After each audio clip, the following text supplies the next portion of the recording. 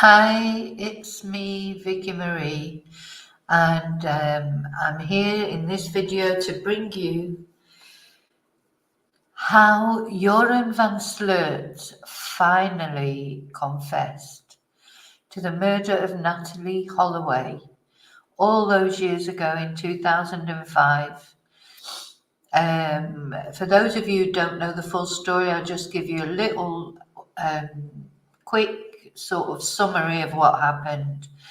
Natalee Holloway was 18 years old. She was on holiday in Aruba in the Caribbean for her end of graduation trip with her friends, and she was last seen in the company of Joran van Sloot, who has only just finally now, after all these years and after having murdered another woman, confessed to her murder. Now, I will put a link in the description box so that you can see the previous video about the case.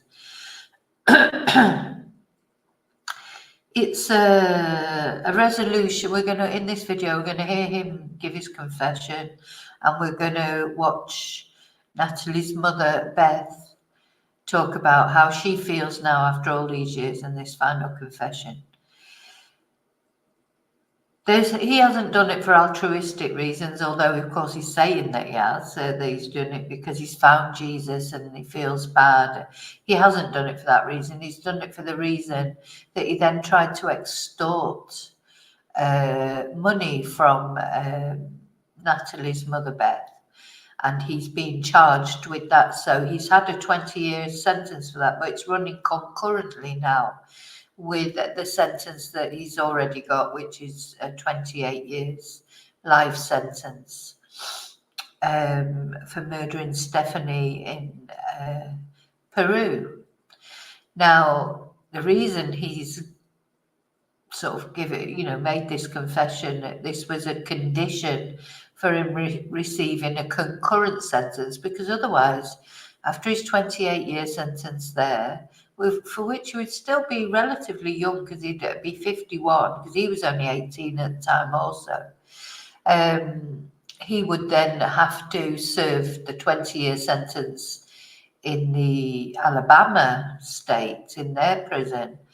Now he's running a concurrent sentence, so that means once he's finished the Peru sentence, as long as it's longer, that he serves more than 20 years, he will have no other prison time to face afterwards. So that's the reason why he's doing it. Let's not not think that he's doing it for any other reason than that. And I don't know why. We're going to listen to, as I say, his confession and listen to what Natalee's mother's got to say, and I'll make some commentary as we go along. So we'll start off listening to Joran's confession. What a horrible man this is. Anyway, horrible. Well, as I say, I'll put a link into the previous video that I did on the case, so you'll have more details in. But he's tortured this woman for years by pretending. The extortion of money was just terrible, because he was saying he would tell her what had happened to Natalee if she paid him money, basically. And then he still didn't sort of say what had happened to her. He said lots of different things that happened to her. He's just a pathological liar and a psychopath, really. He has apparently no feelings for anybody else, so he's a narcissist as well. So not only murdering Natalee, not only murdering Stephanie in Peru, but the other things that he's done is tortured, really, Natalee's family all this time, and Natalee's mum. Okay, so let's listen.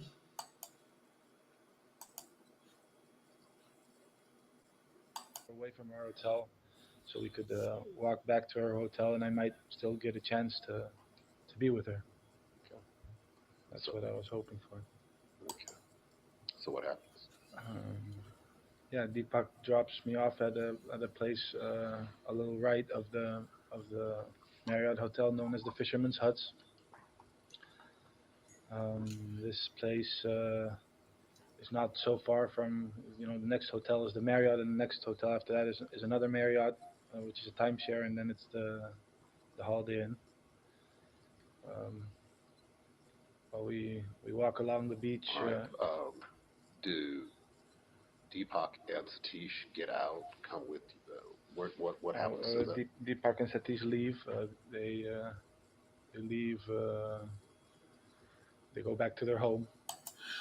Now, also, of course, when Natalie was last seen, she was seen with this guy and also two brothers, the Paco brothers. Now, from what he's saying here, they had then had nothing further to do with it. He's saying that they went home because they were arrested at one point. He's been arrested a few times, early on in this case, just after Natalie disappeared. In the late 2000s, both him and the Paco brothers were arrested, but there was no evidence, so they were released. And he went on to kill another young girl. I assume they go back to their home. They get in their car and they leave. I'm actually with Natalie walking along the beach. I find a space before we get to the Marriott hotel, where I lay her down. We lay down together in the sand, and we start kissing each other. I get her to kiss me again. We start kissing each other, and I start feeling her up again. And she tells me no. She tells me she doesn't want me to feel her up. I insist. I keep feeling her up either way. And she knees me. She ends up kneeing me in the crotch. When she knees me in the crotch, I get up on the beach and I kick her extremely hard in the face. Now, I need to say I'm not sure exactly what he's going to say because this is the first time for me listening to it in full like this. So just be aware there may be things that will upset you. So if you think this will upset you, it's probably best not to listen anymore. Another thing that I just wanted to say is the other girl that he killed in Peru, Stephanie, that was on the same day. It was like an anniversary of Natalie's death. So he'd obviously had that on his mind, I would imagine. He's obviously got an anger problem. This woman is, she was an 18-year-old girl. She's gone to the beach with him. It's her graduation trip. She's probably, had a few drinks and she's thinking, oh, it's lovely. He was relatively good looking then. He's a big, tall guy. One thing that I hadn't realised until I saw him with the prison guards, it just within the last couple of days, I hadn't realised how massive he is. So poor Natalie, she sort of, she wouldn't have had a chance against him because he's a big, strong guy. And, he'd probably been drinking, maybe even taking drugs because he was involved with drugs, etc. So probably a combination, and he just wasn't taking no for an answer by the sound of it. Yeah, she's laying down unconscious, possibly even dead, but definitely unconscious. And I see right next to her there's a huge cinder block laying on the beach. When you say cinder block, looking at the walls of this place, is it like those? The exact same cinder blocks. I see a huge cinder block laying on the beach. I take this and I smash her head in with it completely. Her face basically, collapses in. Even though it's dark, I can see her face is collapsed in. Afterwards, I don't exactly know what, I'm scared. I don't know what to do, and I I decide to take her and to put her into the ocean. So I grab her and I half pull and half walk with her into the ocean. Um, I push her off. I walk up to about my knees into the ocean, and I push her off into the into the sea. Um, and yeah, after that, I get out. I walk home. So that's his confession. I don't know. You know this. You know when you feel like he's one of those turds that won't flush. One thing is he's not confessed to any sex assaults of Natalee. I find it highly unlikely that he didn't assault her in that way. That he didn't RAP her. You know, I think that's highly unlikely. That's something, you know, it's all, if he if he says he's found Jesus now, it's all between him and Jesus. You know, he can lie about it, or even maybe he's not lying, he's just not telling the full truth. Maybe that was mostly what happened. But maybe he's leaving out some bits. Who knows? I personally don't believe a word he says, because he's lied so many times.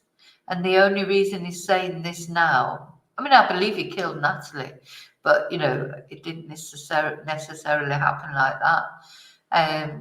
The only reason he's saying this now is because he wants to get out of prison one day. And if he didn't confess to this, his prison sentence, his 20-year prison sentence for extortion would start as soon as he was released from the other prison. So this, what do they call it, a sweetheart deal or whatever, what a horrible name for it. He's made the deal because this means now he starts his 20-year sentence when he goes back to Peru, and he's still got 28 years served in Peru.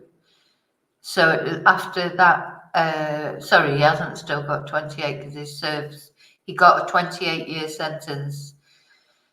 He's served, so however many years already. So as long as when his sentence finishes in Peru, he doesn't have any more than 20, it's over 20 years from now, he will not serve any more prison time. So that's why he's done it. Anyway, I just want to show you an interview with Natalee's mum.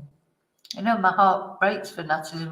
She seems quite composed, etc. I would, because obviously this has not happened yesterday. This has happened. I expect she's been through hell, basically, trying to find out what's happened to Natalee. And she seems quite calm now and that, but I suppose she's come to a point where, at least this is some resolution. But anyway, let's listen what she's got to say about this. Oh dear. It is a resolution of a sort. And a long 18 years for you. So we appreciate your time. And, my first question is just how are you holding up? Yeah. Well, I think I'm holding up pretty well. It feels good. My son's here, right here on site with me. And that just makes me feel even stronger to have Natalee's brother, because he's out there doing interviews too. And I'm like, so it feels good. I'm tired, but if it's a good tired. You said after the hearing today, you felt victorious. Yeah. Tell me about that. Because when I think back to who I was and what happened to me in 2005 with Iran, and I'm sitting there at the Holiday Inn at night, 4 a.m. in the morning, May 31st, 2005, and he was over me. He held all the power over me. And I was desperate and just begging him to give me Natalee, give her back. Where is she? That's interesting, isn't it? Like she's saying, he's all the power he had over her because he had all the answers, but he just wasn't giving them. That was a time when he should have confessed. That must have been awful for her. I'm going to have a look in a minute about her, because I don't know much about Natalee's father. It's always the mother, so I don't know if they separated or. I'm going to have a look at that now. And then now I fast forwarded to 18, and I feel like I have the power and the victory over him, because all he's going to hear is that jail cell door slam to remind him he's a double murderer. So it feels very, I mean, that's like a weight is lifting, because we definitely came full circle to shift roles. So it feels very good. How over the years, Yeah, and he's in prison in Peru. He's not had a good time in prison, apparently. Nobody has a good time, I suppose, but he's been attacked several times. He will be so, because Stephanie, the other lady, the other girl that he killed, she was South American. So, there he is, sort of an American. Well, he's not American, sorry, excuse me, he's Dutch. A European boy there who's killed one of their own. He won't, he will be very unpopular. not only have you had to deal with your own grief, but you were, desperate for answers. We had this main suspect, and in the meantime, while you pushed and pushed, another young woman died. That must be devastating for you, as hard as you were trying to get him put away. Yes, because in 05, I knew that he was responsible for her disappearance. I did not know that, of course, anything that we know today, but I knew that he was definitely involved in her demise of her one way or the other. So that was in 05. Aruba let him go. 2010, I had him. Aruba let him go freely to Peru and bludgeon a second young girl to death. So I'm thinking, I did. Yeah, I mean, how awful. So not only, I mean, awful to watch when it happens often, doesn't it, when people, there are suspects, prime suspects in cases. It's that final bit of evidence, the police don't want to take them to court until they're sure, that they're going to obviously get a guilty conviction. Because if they take them to court and don't get a guilty conviction, they can't try them again. So often the police will not, take that final step. But how he was allowed to leave Aruba and go off to Peru and just live his life, he was going around casinos. That must be so hard. He's having this great life, and I mean, really, because his father, who's dead now, unfortunately, but his father did sort of help him a lot, and especially financially. So it seemed like it felt like he bought him a restaurant. So he not only had a life after Natalee didn't have a life anymore, he had a good life. And that must have been heartbreaking for her to watch, and then to watch him go off to another country and then actually, kill a girl. Gosh, this, I don't know, I think at the time as well, they didn't have a body, so that's a big thing, isn't it? So they didn't have a body, so even though DNA wouldn't have been as advanced as it is now, it was 18 years ago, but they were using DNA. So I'm sure if they would have actually found Natalee's body, there would have been some links to urine. But there wasn't. So it was very circumstantial, wasn't it, really? So it's a very difficult case to prove at the time. Did everything I could in 05 and 2010 to stop him, but Aruba did nothing besides be complicit with him and let him go. So, that's why I feel like I can live with my decision that I got the answers that I wanted, even though, yes, it came with a plea agreement, but I did everything I knew to do to stop him in the beginning. You got the confession that you wanted. You know now what he says happened.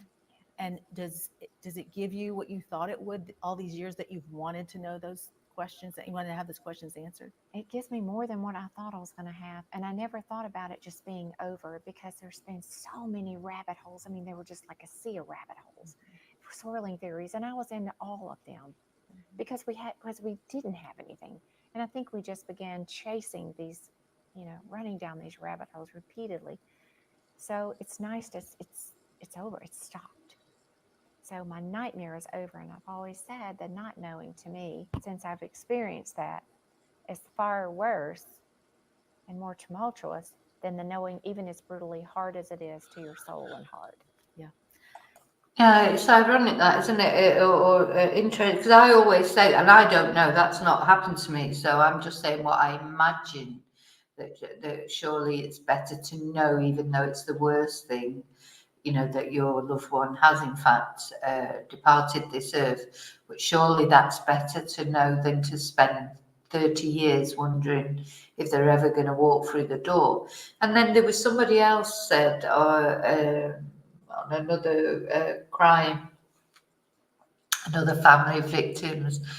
I was listening to just not that long ago actually, and they said that once you hear that the body's been found, then you have no hope. At least when the body's not been found yet, you do still have some hope. So they sort of said it from a different point of view, but I do think that was also not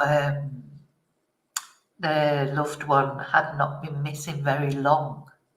I think once it goes to sort of 18 years, because the alternative is you'll think, well, if they've not been found, and if they are alive, what's happening to them? Are they being held hostage? Are they being violated every day? Have they been trafficked? For me, I think, I don't think what case that was that I was watching, and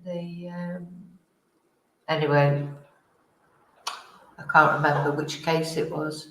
But so there's the two ways of looking at it. I mean, what do you think? Is it better to know what's happened to your loved one? Or does that just take away any hope that you had? And would you rather live with the hope that one day they might just, walk back through that door?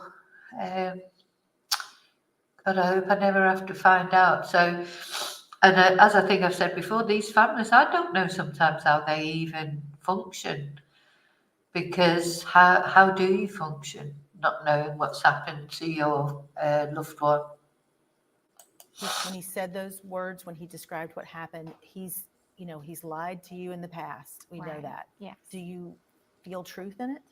Yes, I do. And the reason why, because it was such a comprehensive, and conclusive, series of events that took place, including the polygraph. He had to take a polygraph, apparently. She believes him, so. The proffer. I have all this team of the federal agents there. And so the people that came in from Miami, the people here in Birmingham, the U.S. prosecutor. And so I felt, yes. And I was fortunate that I was able to hear it real time as well.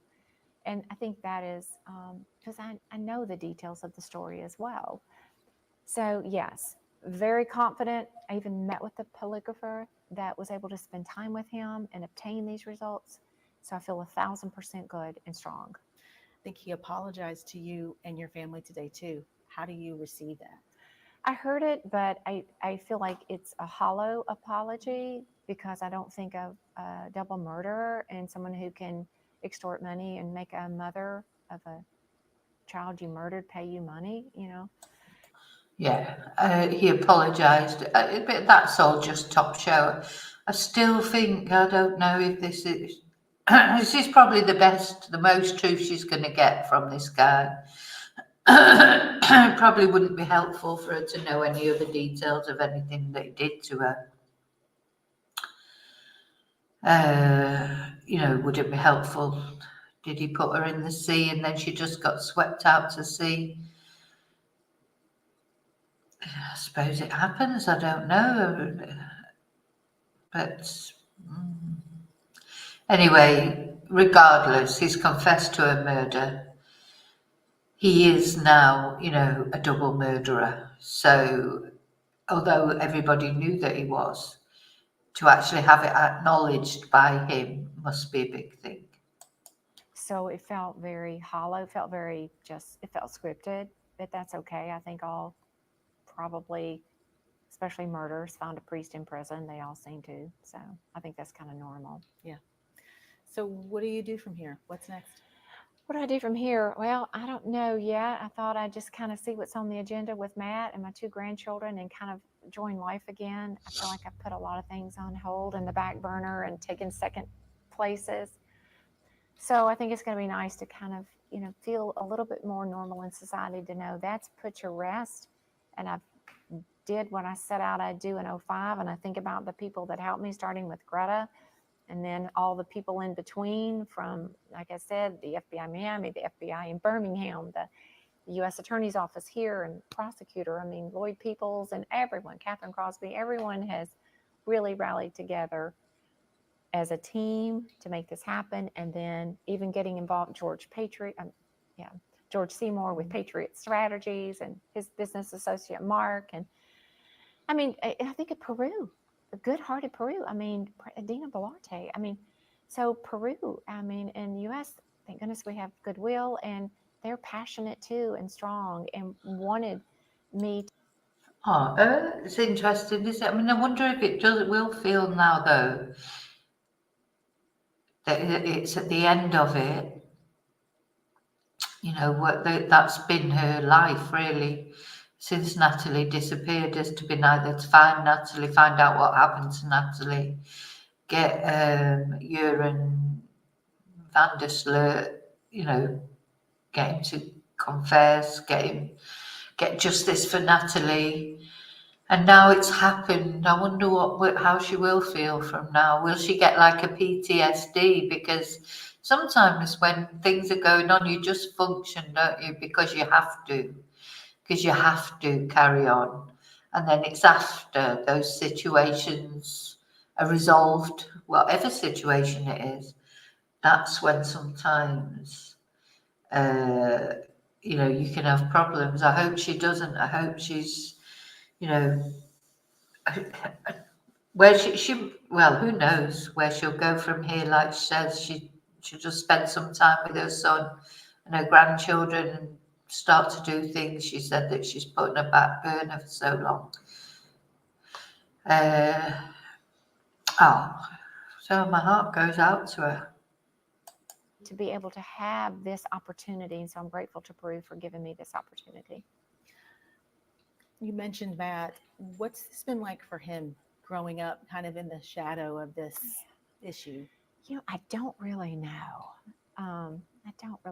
But I know one thing, he definitely, I think, has Natalee living through him. I mean, he went on and became an airline pilot, and just so accomplished. And I think somehow she's living her life through him. So, and that's lovely, isn't it? So that's the brother.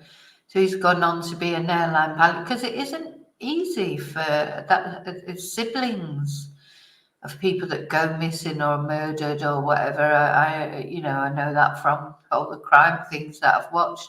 Quite often the siblings really struggle because of the attention that is given to the person, who's had the crime committed against them. They can struggle with various things. They feel guilty. I've noticed that with older siblings. I mean, this guy was younger, I think, than Natalee. I don't know how old he was exactly when Natalee went missing, but certainly I've noticed in crimes where it's an older sibling, they feel guilty often about, that they could have rescued them, or they should have helped them, and it can cause a lot of problems. So it seems like, where she was saying, it seems like he's lived Natalee's life. He's Natalee is under Natalee's influence, which is lovely. I'm sure she's been looking down over him. And he's an airline pilot, and he's married with children. I think he's,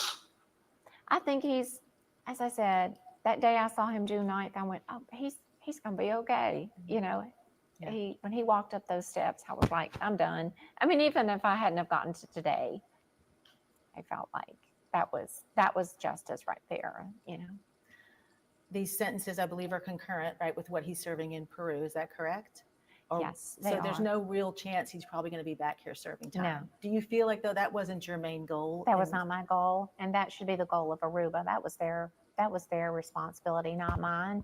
I'm just the mother who wanted answers. It's Aruba that has the double murders on their hand, not me. You feel like Natalee's resting easier now? I do. I think so, because I think she probably was hoping maybe I could enjoy a little bit of life left. 18 years, long time. I didn't need to be investigating it for the rest of my life. Can you do it though? Can you put it behind you now? You've been doing it, like you said, for so long. No, Can it's you over. Yeah. There's no more rabbit holes to be pulled down. There's no more swirling theories. There's none of that chaotic running around anymore. Well, we wish you the very best. Thank you. And hope you get to enjoy life a little bit. And I think it's all kind of started too right here at home. So Birmingham lit the fire that just spread and helped me out, and everyone's been so amazingly supportive. So thank you.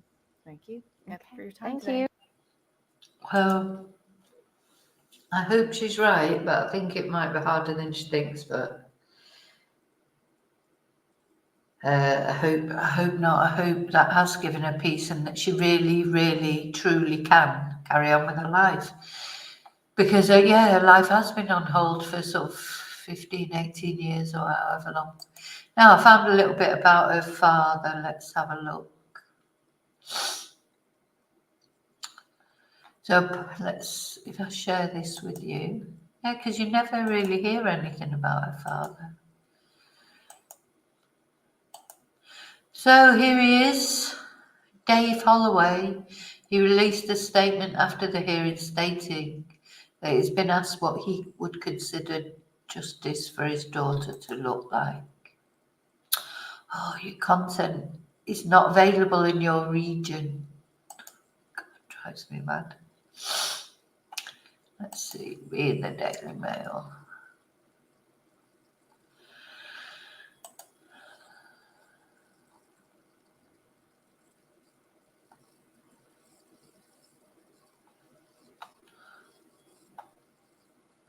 That was Beth outside the court. Just want to try and get to what her father said.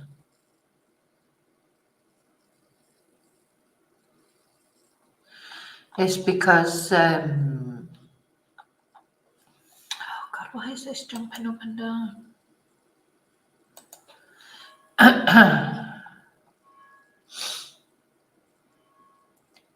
All right, now he has a 9-year-old daughter, which by some miracle he fathered while he was in prison in Peru, because some woman married him while he was in prison. So she's saying, what about your daughter? This is her victim impact statement. I think it is actually here in full. Yeah, victim impact statement by Beth Holloway.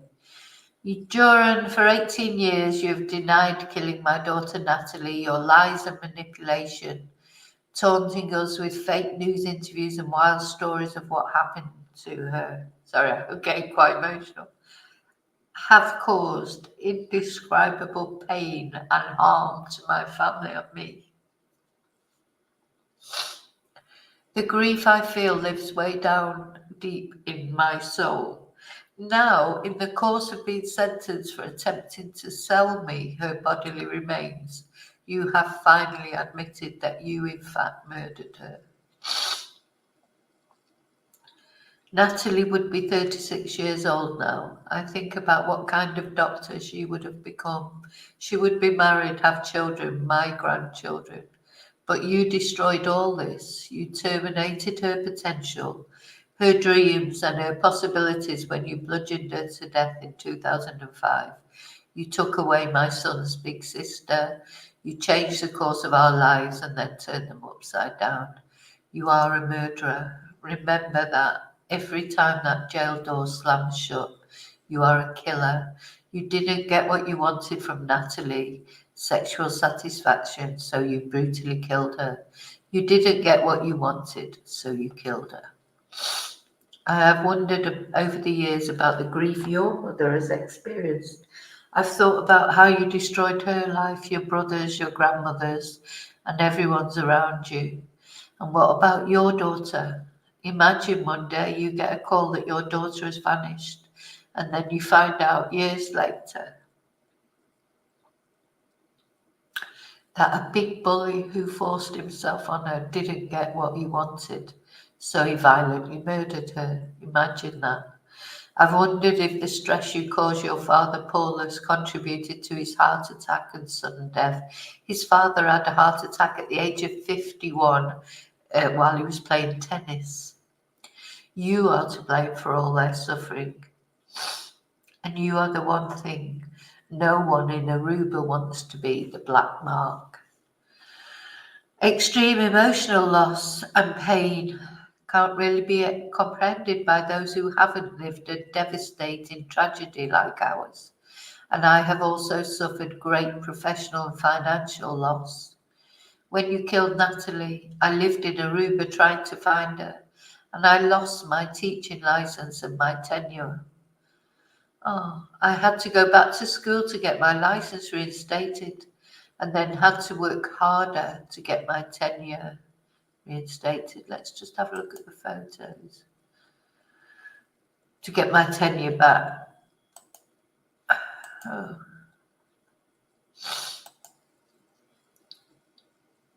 Since 2010, when you extorted me and tried to sell me her bodily remains, I incurred attorney and investigative expenses that totaled about $215,000.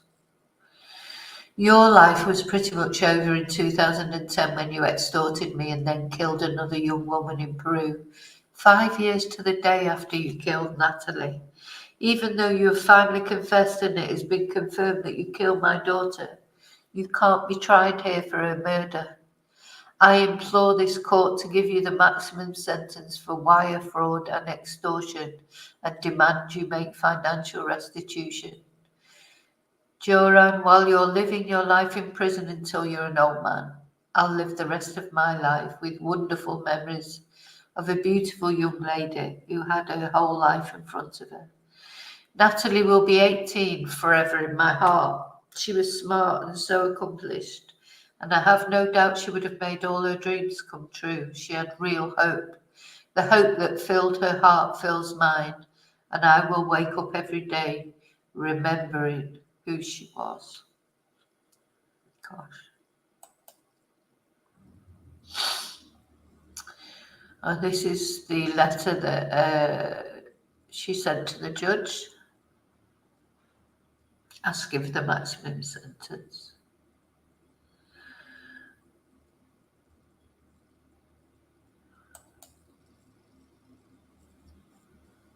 Yeah, please sentence this man to the fullest. Oh no, this is from the father. This is from the father. So this is the statement the father made. Nothing about the last 18 years of being Natalee Holloway's father has been what I dreamed for our daughter. We were not able to see Natalee grow into the woman she was poised to become when she was ripped from our lives. On May the 30th, 2005, during a high school graduation trip with her friends. We never saw her attend the University of Alabama, where she was set to begin classes in 2005 on a full scholarship. We never saw her pursue her dream of becoming a doctor. Gosh, this is very, very emotional, isn't it? We never saw her dance again.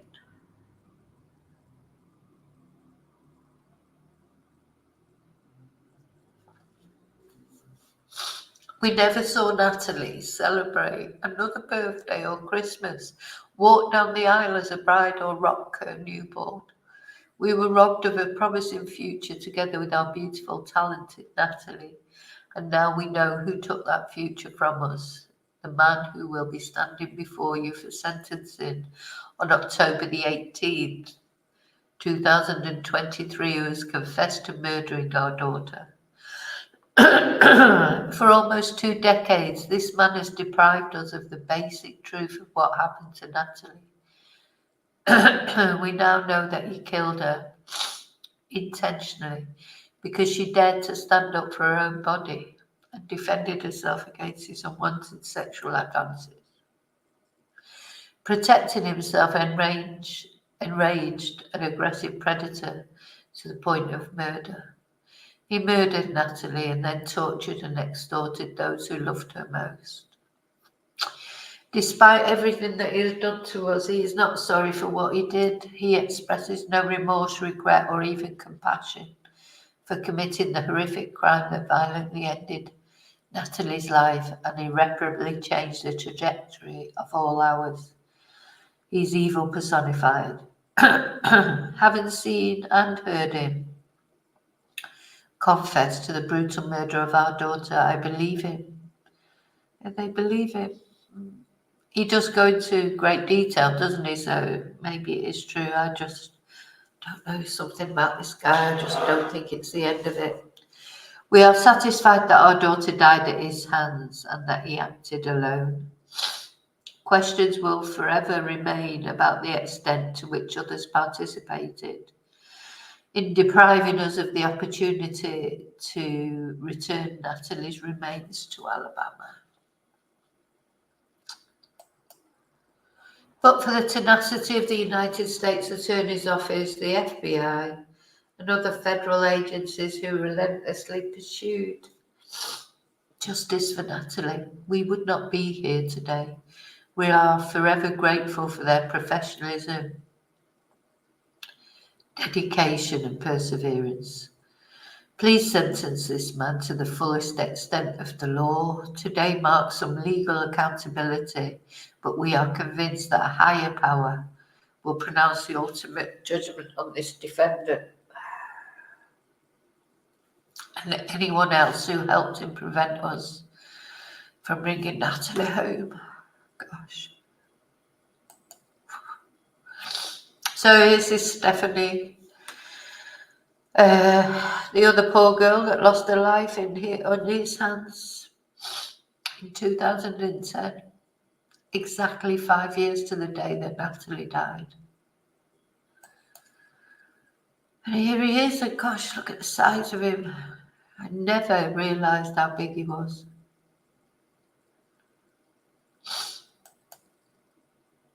There's Natalee, bless. Forever 18. I'm giving the sentence. And that's her with the son. So this is Matt, her son. So I reckon I need to find out what about the father. What happened? There must have.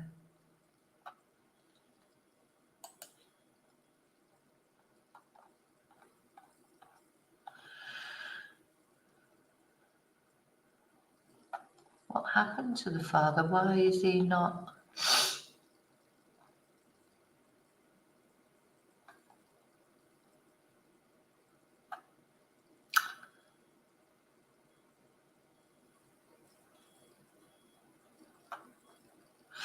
Anyway, sorry, I'm just trying to find out about Natalee's father.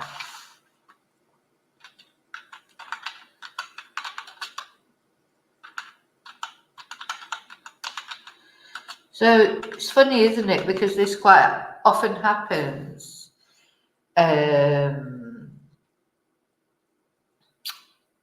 One member of the so people cope with grief in different ways, don't they?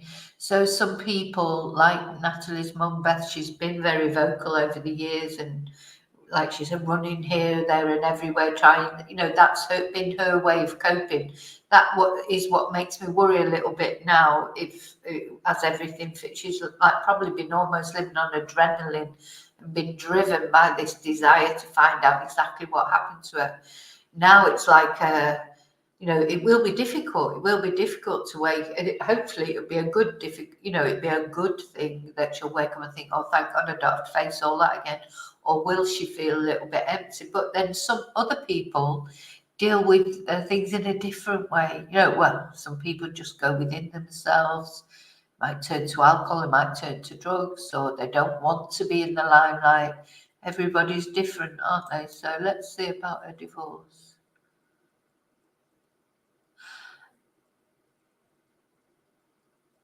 Right, so they were already divorced.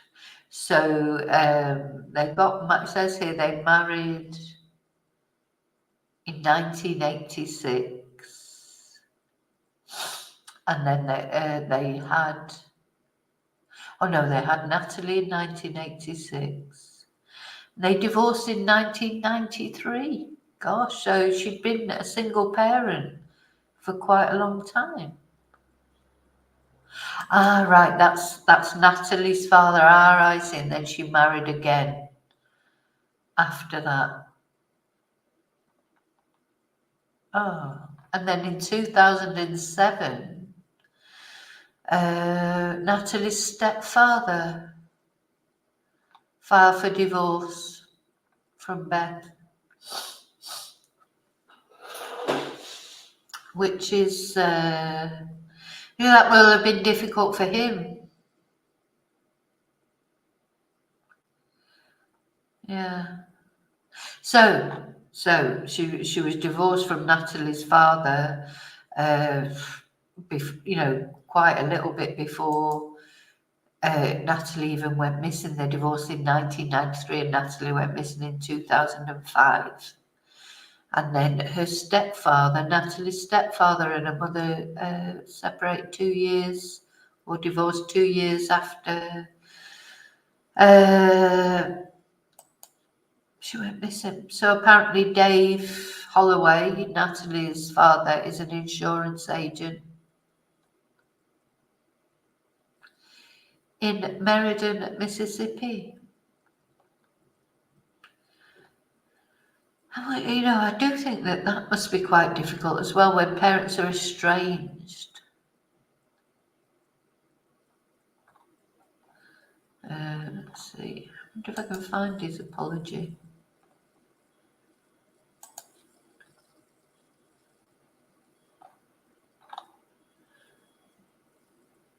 Yeah, he said apparently he is a changed man. He's found Christ. He's now a Christian. He's a born again Christian. It's amazing how many prisoners become born again Christians, don't they? Give themselves to God or Muhammad, because sometimes they become Muslims.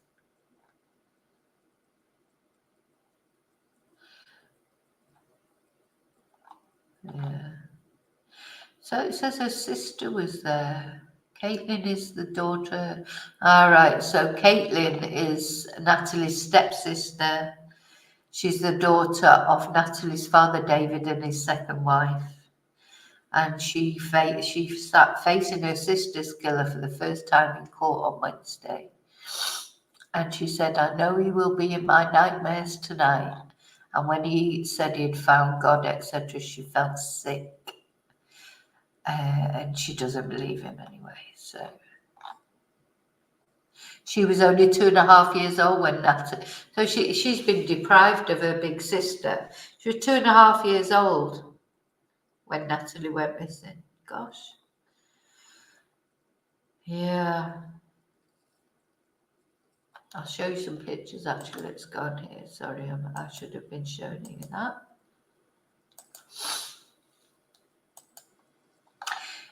There he is, the guy in Peru.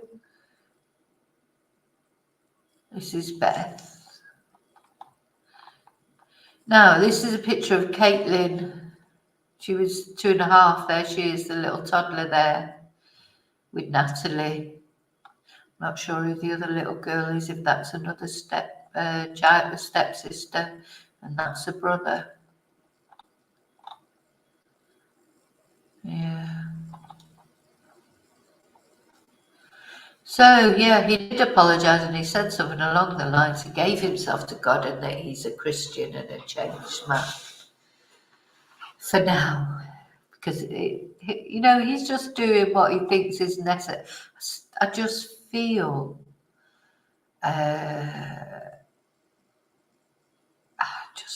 don't know, I have a feeling this is not the end of it for him.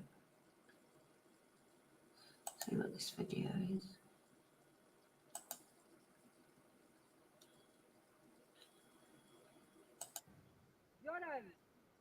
Any comments? Any comments for U.S. television? Your end. Gosh. Your end. When you see how big he is, I don't know why I never, you know, it's funny how some people, because I've only seen really pictures of his face before. He looks really terrifying. So that's two ladies, two girls, Stephanie and Natalie, that found out what monster he was, but they won't be the only ones that have had violence off him probably over the years. Perhaps just the only two that it actually resulted in, you know, because maybe they rejected him. And so they got to see what sort of person he really was. Okay, so there you go. It's like they call it cold justice in a way, but it is cold as well in a way because it's sad. It's like happy but sad. If that, you know, it's happy that he's finally, you know, there's a resolution. He's finally admitted to it. That's some justice, isn't it? But of course, then there's that feeling that he's only done it. He's only done it because so he would serve less prison time. He hasn't confessed because he wants to help Natalie's mum or a family or a dad, or he's just done it for himself. He's a horrible person. Well, let's hope so. He's still got a substantial sentence to serve in Peru. You know, it won't be a pleasant environment. So anyway, he's just exactly where he deserves. Hope he never comes out. I hope he will come out sooner or later. He will, but you know, karma's a bitch. So we'll see what condition he's in by then. Anyway, thank you so much for watching. Thank you all for subscribing, for liking. Those of you who are my members, anyone who sent me a super, a coffee, sent me a nice comment, emails, etc. I really appreciate all your support. So remember to always live and love very carefully, and I'll see you very soon in the next video. Till then, may your God always go with you. Bye.